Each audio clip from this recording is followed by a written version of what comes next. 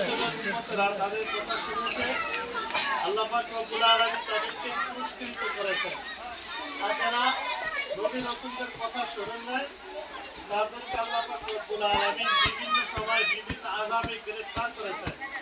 সেই মর্মে আল্লাহ পাক রব্বুল আলামিন কোরআনে কারীমের বিভিন্ন স্থানে বলেছেন, সিরু ফিল আরদি কাইফা কানা আকিবাতুল মুজরিমিন, যে তোমরা পৃথিবীতে ঘুরে ঘুরে বিভিন্ন এলাকায়, বিভিন্ন জনপদে, বিভিন্ন স্থানে ঘুরে ঘুরে দেখো যে জালেমদের পরিণাম ফল, জালেমদের শেষ ফল কিরূপ হয়েছে।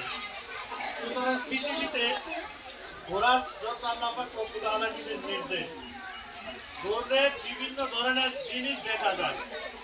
আল্লাহ পাক রব্বুল আলামিন আমাদেরকে কি বানাইছেন? মানুষ বানাইছেন। আচ্ছা, মানুষ বড় না এই যে খাঁচার ভিতরে বাঘ আছে, সিংহ আছে, তারা বড়? বলো তো দেখি। একটা বাঘ খাঁচার ভিতরে বন্দি আছে অথবা জঙ্গলের ভিতরে আছে।